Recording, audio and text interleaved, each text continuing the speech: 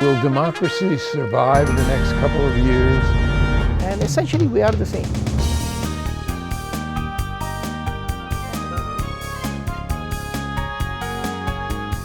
And there are so many needs that Minnesota has. What people are saying they need right now. Access to democracy is made possible by donations from the following organizations. Thomson Reuters, a global company with expertise and insight to unravel complex situations in the areas of law, tax, compliance, government, and media. Their worldwide network of journalists and editors keep customers up to speed on relevant global events. Thomson Reuters, the Answer Company. Crutchfield Dermatology, a full-service treatment center in Medi-Spa in Eagan. Their goal is to help you look good and feel great with beautiful skin. With service built around courtesy, dignity, and respect, Mayo-trained Dr. Charles Crutchfield personally treats each patient and is acknowledged as one of the nation's best physicians. Firefly Credit Union, with locations throughout the Twin Cities, has proudly served Minnesotans since 1925. Firefly guides its members forward by delivering customized financial solutions to improve their lives in all aspects of banking. Firefly Credit Union, they light the way with life illuminated. Edina Eye, Physicians and Surgeons, a division of Twin Cities Eye Consultants, has proudly served the Twin Cities for more than 55 years. Now in 7 convenient locations. Using the most advanced technology combined with human touch, Edina Eye offers comprehensive services for dedicated specialists committed to excellence with innovative procedures and expertise for the most advanced eye care.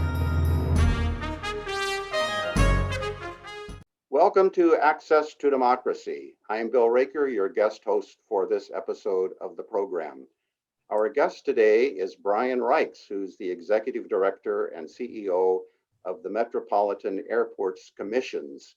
And notice the S at the end of airports, and I'll come back to that in just a second. So, Brian, welcome. It's a delight to have you on the program. We want to talk about you. We want to talk about the MAC, about MSP, and about the COVID. So we have a lot to talk about, but welcome to the program.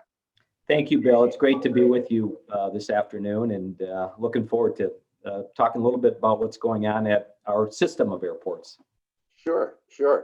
Well, first of all, let's start by having you tell us a little bit about yourself, your background, how you got interested and started in airport management, and then we'll work into what your role is with the MAC. Great. Well, I grew up here in the Twin Cities area, so I'm a native Minnesotan. I grew up in Lakeville. And remember, used to come up and watch airplanes take off and land off of Post Road. I also had a neighbor that was involved, actually a pilot for Republic Airlines. So that goes back a little ways before the Republic Northwest merger, who always was a mentor and wanted to share his passion of aviation with me. And I guess it was when I was in high school, he took me down to a grass strip down south of Lakeville, down in the Elko New Market area, and took me up in an old Stearman airplane. And I tell you what, we rumbled down a grass runway, went up and flew around. I had the old leather headset on with goggles, and I'll never forget that experience. We came back down and we landed, and I jumped back out of the aircraft and just looked back at this beautiful, 1945 or 1947 Stearman aircraft and just said, I need to get involved in aviation somehow, some way. And so that was really the passion. And from there, I went to St. Cloud State University, which had the only accredited aviation program in Minnesota, with the goal to be a full-time commercial airline pilot. And started progressing through my flight certificates. And then between my junior and senior year, got an internship at the Metropolitan Airports Commission. So came down here, worked for the summer, and that really exposed me to airport management. And after I left the MAC, I had and continued my schooling, but I graduated from school, had a lot of student debt from all the flight training I did. And the MAC offered me another job, part-time, $5 an hour. But I thought if I could get my foot in the door hopefully it would lead to, bigger and better things. And so actually started my career as an intern here at the MAC, worked here for 4 years, left the MAC in 1990 to go out to Denver. You may know there was a big public works project going on in Denver that had just broken ground. It was the new Denver International Airport.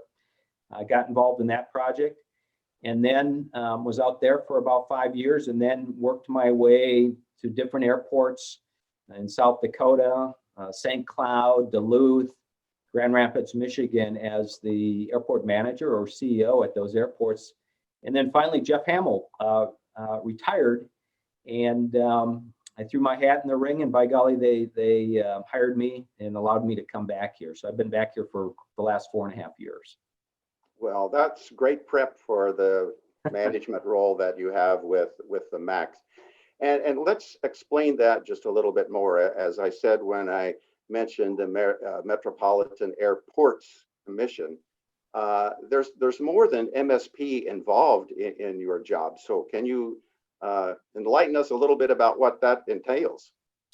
Well, Bill, we are an airport system, and I'll go back a little bit and just say, back in 1943, the governor and the state legislature decided to appoint an airport commission to really, at the time, own and operate Minneapolis, St. Paul, and St. Paul downtown airports. And, I think about the foresight that went into that decision about having, appointing a group of individuals that could be solely focused on really doing what would be best to promote aviation in the Twin Cities region. So that's how the MAC was originally established. It had just 2 airports. And then over the years, we became a 7 airport system. So MSP as the hub airport and a system of 6 reliever airports around the Twin Cities area. And the system works really well. I mean, the goal was that MSP would really be the focal airport for scheduled airline commercial service and cargo aircraft. And you would have these other reliever airports that would take the pressure off of MSP and really focus on general aviation and corporate types of activity. The system really works well, and was really evidenced by that just a few years ago when we hosted the Super Bowl, when we hosted the Final Four, because we had, during the Super Bowl, 1,100 corporate aircraft descend upon our airspace here. And if it wouldn't have been for those reliever airports taking some of that pressure away, Minneapolis would have been very congested. So that's kind of how the system was designed and works. I have a 15-member board of commissioners. The majority of them are appointed by the governor, with the exception of the mayor of Minneapolis and the mayor of St. Paul each have a appointee as well. So it works very well. Well, MSP is a leading international airport. So what have been some of the challenges that you have worked through prior to COVID? And we'll come back and talk about COVID later. Sure. There's a story to be told about the normal operations of the airport, which I think is fantastic, fascinating, and we'll talk about that. And then we'll talk about the challenges in this new environment. So let's start with operating MSP in the other airports prior to the pandemic outbreak. Sure. Well, Minneapolis is a very large major hub airport. We rank anywhere from 16th to 17th busiest in the country. The last 4 years were record years of growth. In 2019, we had over about 40 million passengers fly through this facility. So extremely busy facility.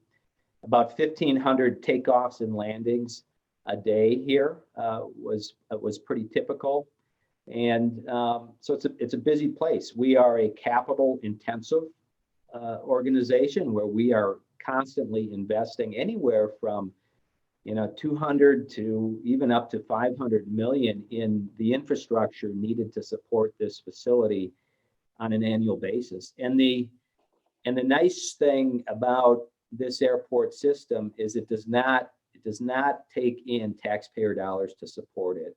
We run our system of airports like a business, so revenues that are generated on the airport go back in to support all of either the operation, the maintenance, or capital improvements. So it's run like a business. It's a great model, and it works very well. Our reliever system also, has anywhere from 11 to 1,200 operations per day when you combine all of them. Some of those airports are very busy airports like Flying Cloud and Anoka. St. Paul Downtown Airport has a tremendous amount of corporate activity as well. And then we have some smaller airports like Crystal to the northwest, Air Lake down to the south, in Lakeville, and Lake Elmo out to the east, which are smaller airports that are smaller airfields, smaller runways that are more smaller general aviation and flight training activities. So it's a busy system. It's actually the largest airport system in the country that is run by one autonomous commission. So it keeps us very, very busy. Well, that's a great lead-in for the next thing I'd like for you to talk with us about, and that is how important is the airport system. I wanted to say MSP, but now that I understand the airport system better, I'll refer to that a little more often. But what's the impact to the community around here, or in normal times, in terms of the jobs, the revenue, those kinds of things that are really key to the economy of Sure. our community? Yes, MSP generates about 16 billion with a B in annual economic output. And so it's a tremendous asset to our regional economy. I think the saying is often said that the 3,500 acres, which is a small footprint for a major international airport that MSP sits on, is probably the most valuable real estate, from Minneapolis, west to Seattle. And I believe that's true. There's about 86,000 jobs that are impacted by the airport when you look at that economic impact analysis. There's about 21,000 jobs that are here on site. And so it's a very, very busy place. It generates a lot of income, generates a lot of tax dollars for both state and federal taxes. And yet we do not rely, as I said earlier, on general tax dollars to support the organization. So tremendous economic impact, as are all major airports. And then things took a dramatic change earlier this year when the pandemic set in. And one of the statistics that I saw is that early on, the airport traffic was down 90% from what it normally would be. I think it's back up to closer to maybe being only down about 60% right now. But what an impact on an operation of the kind that you just described.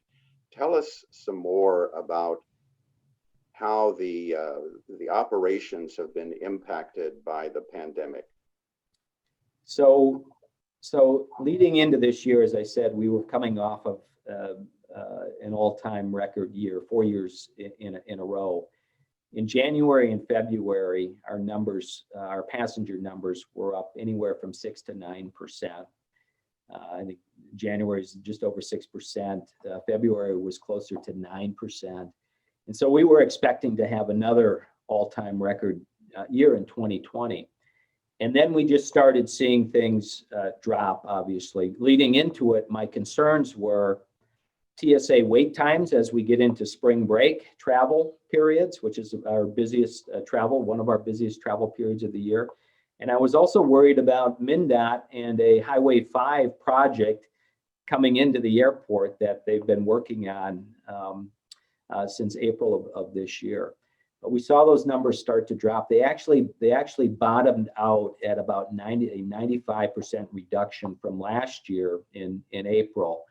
And so it's tremendous impacts. A month where we should have had close to 1.6 million passengers, we had just over 70,000 passengers, and that was in April. Things have slowly, I would call it a very slow recovery from an industry standpoint, have slowly rebounded, but we're still a long ways away. In May, we saw about 140,000 passengers. In June, that number jumped to about 250. In August and September, we've had over 500,000 passengers. But again, those numbers should be up closer to 2 million passengers in those months. So currently, we're about 63% below where we typically would be at this time of year, and that's consistent nationally with other airports as well. Well, what are you experiencing in terms of how the slowdown in traffic has impacted the cash flow, the budget for the operations of the airports? Well, as I said, we're an operation that really is, we operate like a business, so our revenues are critical. Revenues relating to parking, concessions, airline rents, and fees. Our budget going into this year, is from a revenue standpoint, was projected to be $406 million. We will fall short of that anywhere from between $125 and $150 million.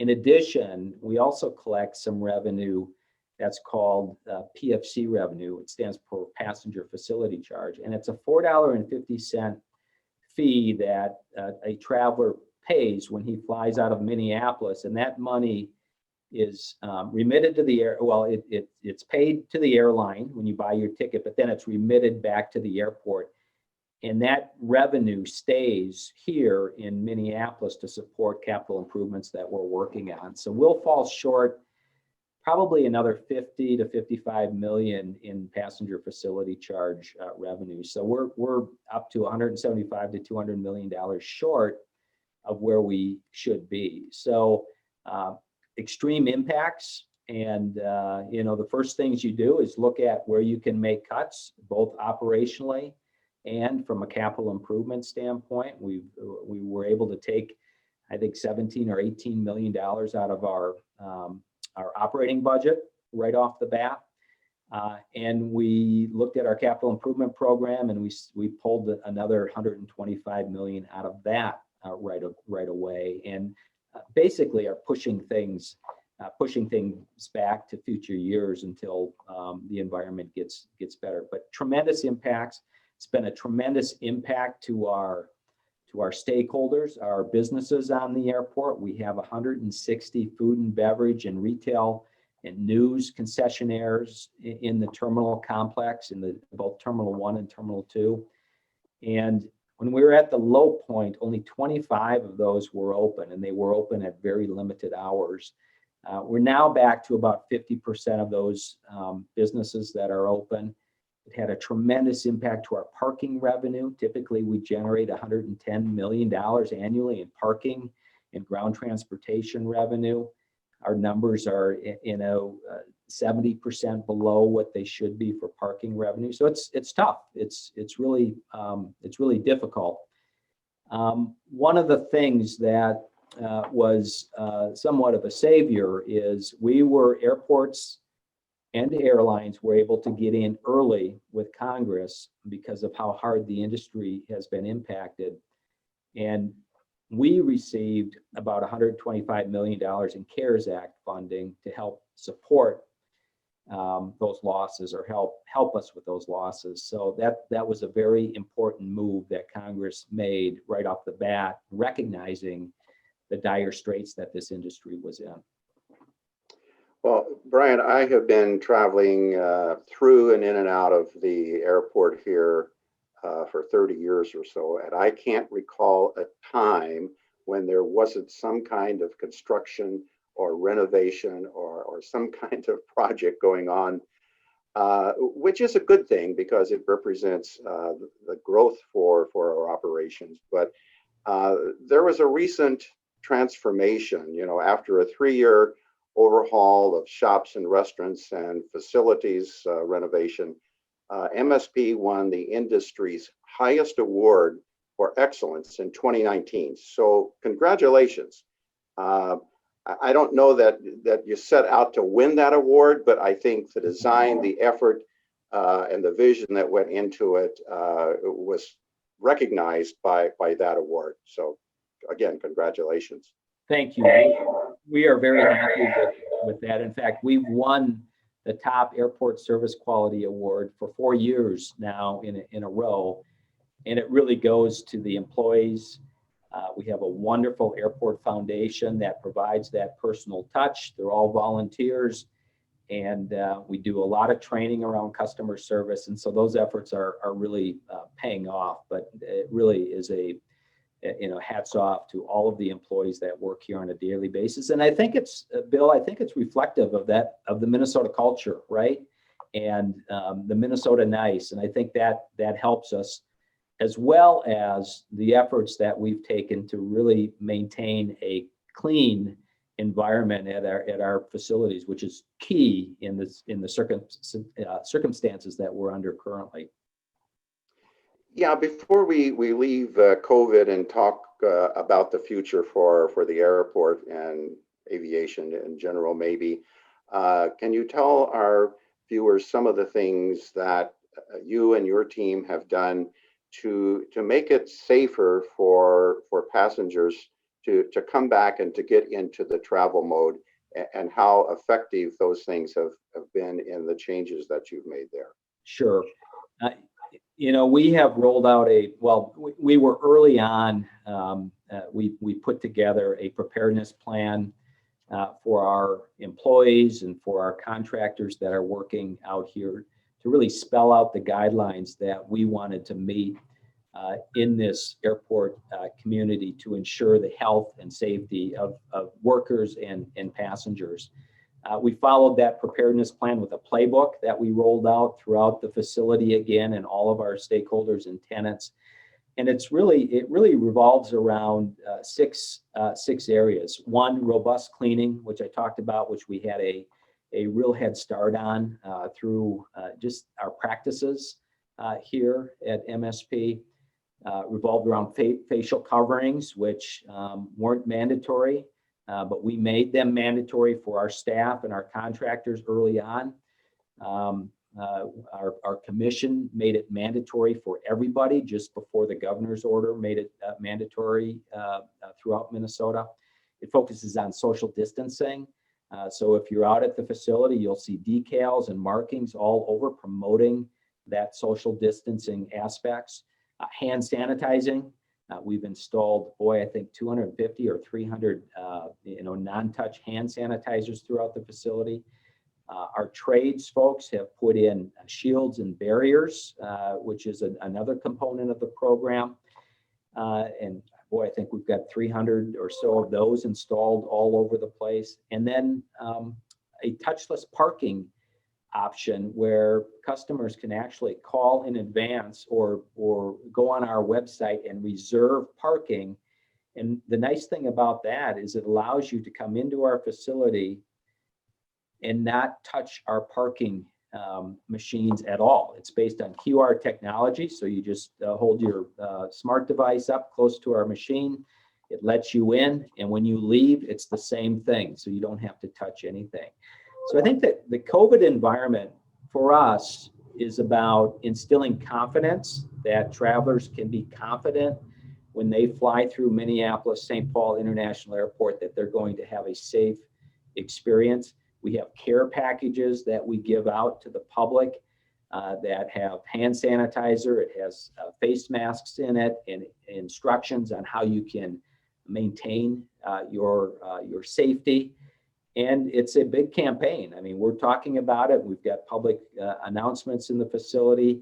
And so it's really important that we do all we can to ensure and promote a safe environment. I think one of the challenges is we need consistent standards nationwide and frankly, globally. And so we've been pushing at a national level saying, travelers need to know no matter what airport that they are departing from, arriving to, or connecting through, that they're going to have a consistent experience. And we've been pushing that hard, but we believe that our program, which will continue to evolve as new innovations and technology arise, but we believe our program is state of the art, and we have a safe environment here for the traveling public. Well, that's an interesting initiative that you described there about wanting to have the traveler's experience to be consistent in any of the, let's say, major airports across the country. Is that something that needs to come from the FAA, or is it something that needs to be done through regulation or enactment of some laws in Washington? Yeah, it does. And whether it will come through FAA or the Department of Transportation or the CDC, I think is yet to remain.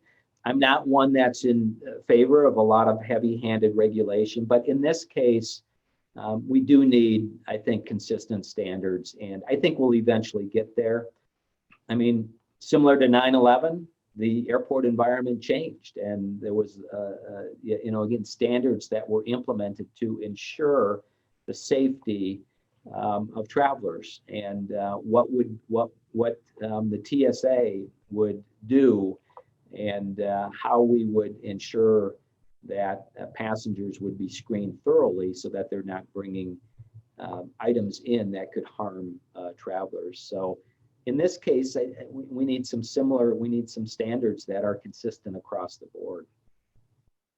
Well, hopefully we can see that in practice across the country very soon, because it makes a lot of sense, so that people who are traveling can feel comfortable that the environment of whatever airport they're in is going to be similar to any other airport that they're in. Absolutely. Looking forward, Brian, as we come close to the end of the program, in your optimism and in your projections, when do you see recovery and the operations getting back to some kind of normal? That's the $100 million question, Bill, isn't it?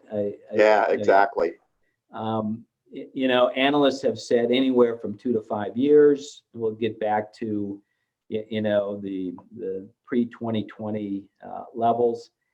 I think what's going to be so I'm a little more optimistic than that, and I think what we've seen in the past. I mean, 9/11 was I thought 9/11 was going to be the big speed bump in my career. Never thought, but this one is much more entrenched and much more deep. What we see in these situations is that business travel falls pretty hard.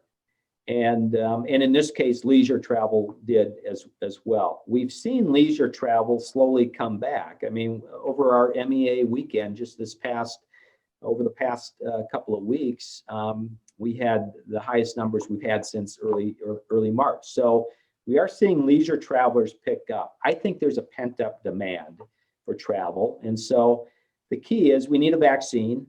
And we need, to continue to instill the confidence that it's safe to travel. And you're starting to see things come out, studies come out that say it really is safe. And so I think once we get a vaccine, I think business travel will come back sooner than anticipated. But it still has a long ways to go. I think the big question, Bill, will be how much of a long-term impact will we see? We're doing a Zoom call today. Businesses have gotten into that mode. How much will that take away long-term from the business travel aspect? My belief is that people need to do business. We can do so much of this, but it's about developing relationships. And from a visitor standpoint or a leisure travel standpoint, it's hard to take a virtual visit to the Grand Canyon. You want to go there and experience it yourself. So I think things will bounce back sooner than anticipated, and hopefully that'll be the case. Well, I'm with you, Brian. I do hope that we see the recovery coming along much faster than it looks like it might. One of the things I wanted to get into, but we didn't have time on the interview today, was airport noise. Many of our viewers are going to be interested in that topic. But I would just mention, and you can comment briefly if you like, that MSP has the most extensive noise abatement program in the nation. And I think that tells us a lot about how important the relationship is between the residents and the communities and the airport. You're absolutely right. We've invested over $500 million in noise mitigation around this airport. We've gone out further than any airport in the country has done. We take that very seriously because we want to have strong relations with communities that surround our airports. Regardless, I mean, obviously MSP is the big one, but that includes our reliever airports as well. So you're absolutely right. That's important to us. Brian, thank you so much. On Access to Democracy, our guest has been Brian Ryks, the Executive Director and CEO of the Metropolitan Airports Commission.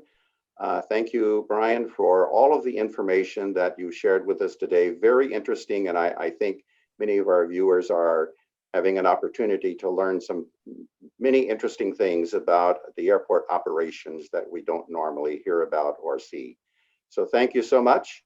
And this is over and out from Access to Democracy. Thank you, Bill. My pleasure.